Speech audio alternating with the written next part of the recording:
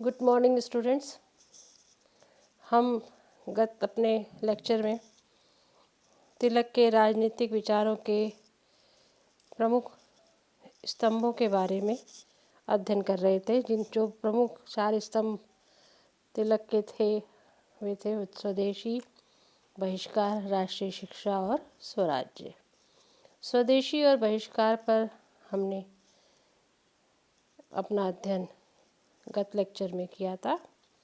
आज हम तिलक के राष्ट्रीय शिक्षा संबंधी विचार का अध्ययन करने जा रहे हैं।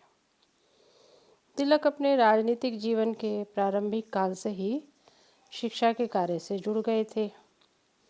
सर्वप्रथम उन्होंने अपने मित्रों आगरकर और चिपलूणकर के साथ मिलकर जनवरी 1880 में न्यू इंग्लिश स्कूल की स्थापना की थी। बाद में 20 नवंबर 1884 को यह स्कूल ही डेक्कन एजुकेशन सोसाइटी के रूप में विकसित हो गया।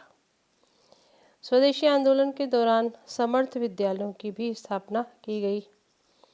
इन शिक्षा संस्थाओं की स्थापना का मूल उद्देश्य भारतीयों को निःशुल्क अथवा सस्ती शिक्षा प्रदान करना तथा उनके सर्वांगीण विकास में सहयोग देना था। इन शिक्षा संस्थाओं में जहाँ राष्ट्रीय शिक्षा पर जोर दिया जाता था, वहाँ इनमें औद्योगिक और तकनीकी शिक्षा पर भी जोर दिया जाता था। इस शिक्षा का लक्ष्य भारत को स्वावलंबी बनाना था। उन्होंने राष्ट्रीय शिक्षा की अवधारणा पर बल दिया। तिलक का राष्ट्रीय शिक्षा से अभिप्राय ऐसी शिक्षा से था जो विद्यार्थियों को मातृभाषा और राष्ट्रीय लिपि में राष्ट्र की सही स्थिति का ज्ञान कराए, जो उनमें राष्ट्र को जानने की योग्यता और क्षमता पैदा करे।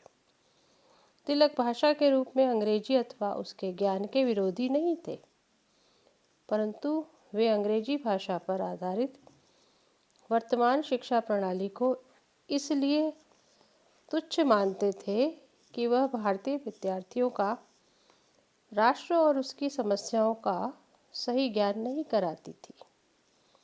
अंग्रेजी शिक्षा भारतीय विद्यार्थियों को गुलाम बनाने अथवा छोटे मोटे पदों को प्राप्त करने में ही योग्य बनाती थी।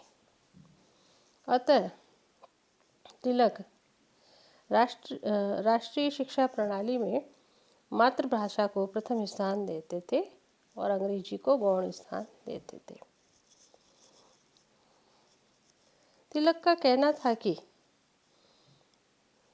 भारत में स्वतंत्र देशों जैसी शिक्षा प्रणाली को अपना लिया जाए तो ब्रिटिश साम्राज्य की नींव हिल सकती है। तिलक ने औद्योगिक और तकनीकी शिक्षा पर भी अपने विचार व्यक्त किए हैं। तिलक की राष्ट्रीय शिक्षा योजना में राष्ट्रभाषा, राष्ट्रीय लिपि, धार्मिक शिक्षा, औद्योगिक और तकनीकी शिक्षा का स्थान निश्चित है।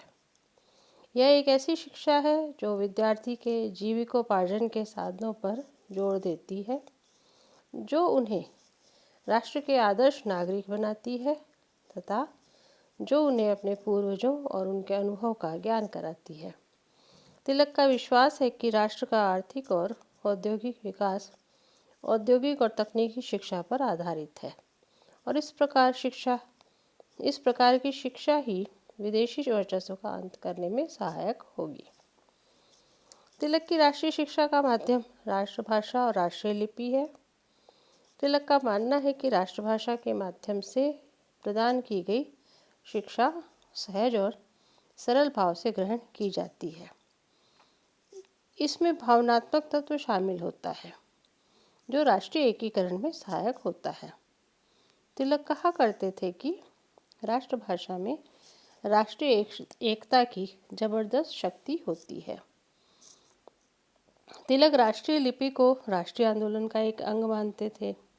वे राष्ट्रीय लिपि को मानक समय से भी अधिक महत्व देते थे।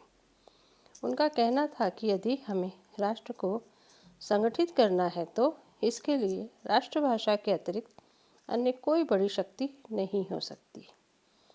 तिलक राष्ट्रभाषा हिंदी की तरह देवनागरी को भी राष्ट्रीय लिपि मानते थे। उन्होंने भारत के लिए रोमन लिपि के सुझाव का सर्वदा विरोध किया। तिलक ने धार्मिक शिक्षा पर भी अपने विचार व्यक्त किए हैं और इसको महत्वपूर्ण स्थान दिया है। तिलक का विश्वास था कि धार्मिक शिक्षा विद्यार्थियों के नैतिक विकास और चरित्र निर्माण में सहायक है। यह जहाँ विद्यार्थियों में देशभक्ति की भावनाएं जागृत करती है, वहाँ उनमें अपने अतीत के प्रति सम्मान के भाव भी पैदा करती है। तिलक का मानना था कि धार्मिक शिक्षा सहिष्णुता की भावना जागृत करने में सहायक है, जो विद्यार्थियों में एक दूसरे के विश्वासों के प्रति आदर और सम्मान की भावना विकसित करती है। तिलक की धार्मिक शिक्षा से आशय किसी संप्रदाय या पंथ के सिद्धांतों की कट्टर शिक्षा से नहीं था। उनका कहना था कि सही धार्मिक शिक्षा पारस्परिक झगड़ों को दूर करने में सहायक सिद्ध होती है।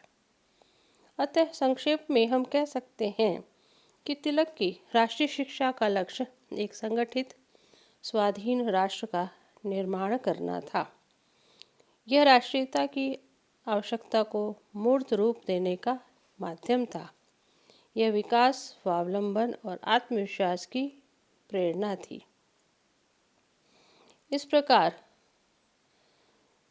भारत के तत्कालीन परिस्थितियों में राष्ट्रीय शिक्षा के माध्यम से